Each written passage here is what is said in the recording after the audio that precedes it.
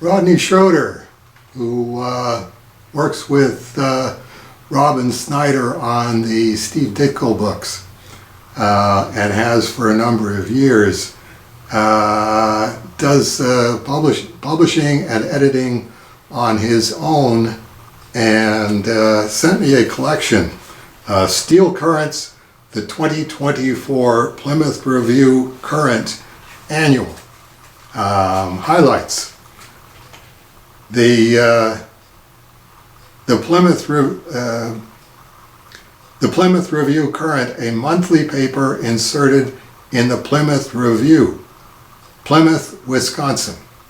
So there you go. It's a free insert, and he sent me copies of it. Robin sent me copies of it, and we're completely different people with completely different sets of opinions, but always a very interesting writer.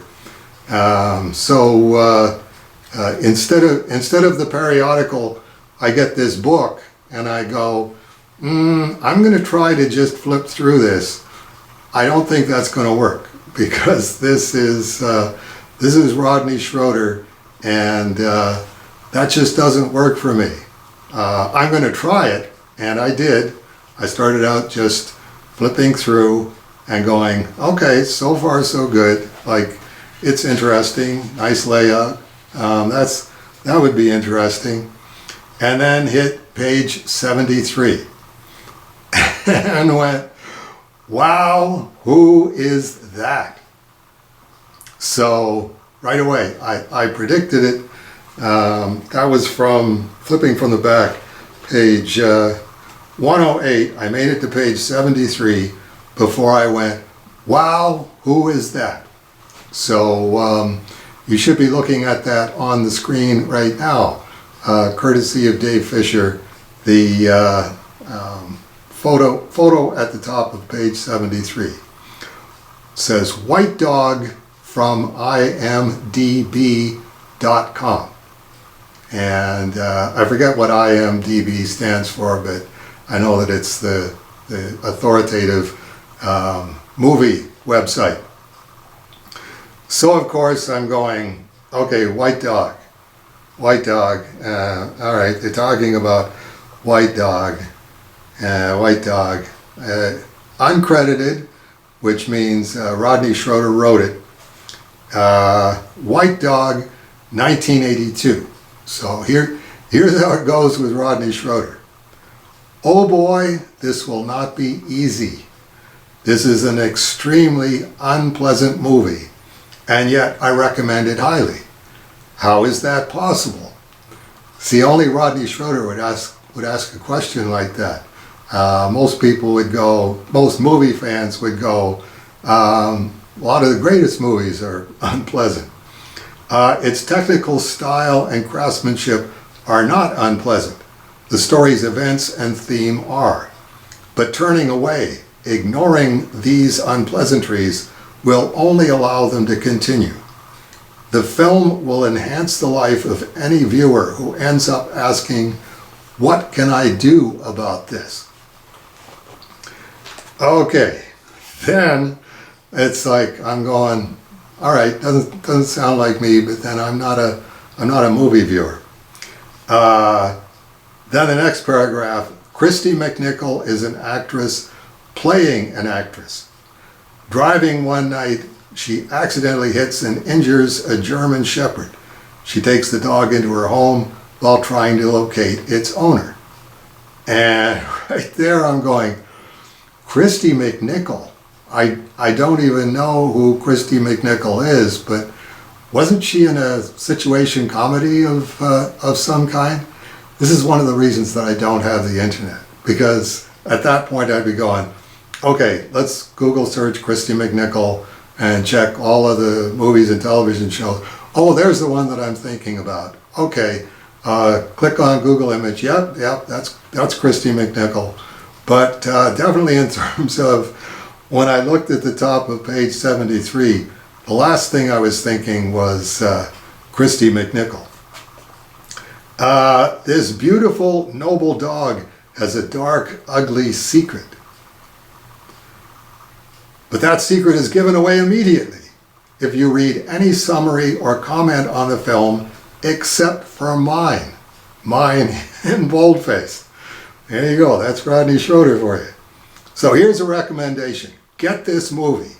Criterion published a version, but to my complete disgust, it is unavailable from them. It's not even available on the Criterion channel. You'll have to find a used copy. It won't be difficult. There are many editions, but beware, beware again in boldface. Some are from other countries and not compatible with standard American players. So you have the video. Now don't read anything in boldface again about it before watching it. The dog's deep, dark secret will be a total shock. Okay, realistically, I doubt any person ever has nor ever could see the film not, in boldface again, not knowing that secret. But it's worth a try. Don't worry, one of the film's biggest shocks comes about 10 minutes before its ending. I bet you don't see it coming. I first watched this with a friend. She gasped several times at this scene. I don't recall my reaction. And speaking of the ending, some stories are so filled with tragedy that a happy ending would be just ridiculously, unbelievably phony. You get what I'm trying to imply here? I think so, but work with me here, Rodney. Out of this technically excellent, unpleasantly themed movie, something positive can result. You might be less likely to take your pet for granted and appreciate him or her more. You might decide to, as artist Jim Steranko once put it, quote, make an investment in live entertainment, unquote, by adopting a pet. Actors. McNichol is great. All right, I got a problem there. She's not an actor, she's an actress.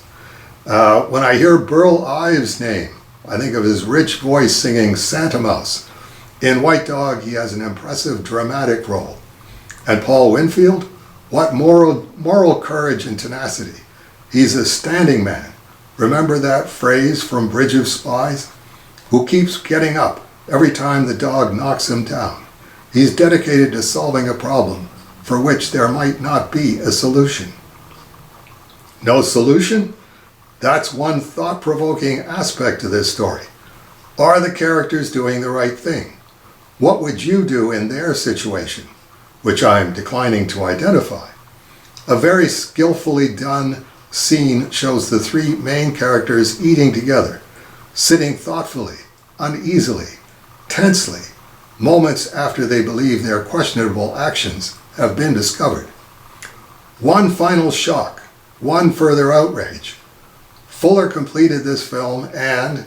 the studio considered it too controversial, too shocking. They wouldn't release it.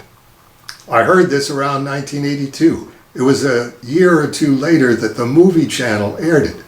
I first watched it on a little portable black and white TV, the little cable thing attached to the TV back. Perhaps you can imagine how demoralizing that was for Samuel Fuller. He quit Hollywood in disgust and moved to France with his family. Fuller wrote many screenplays that were never produced as movies.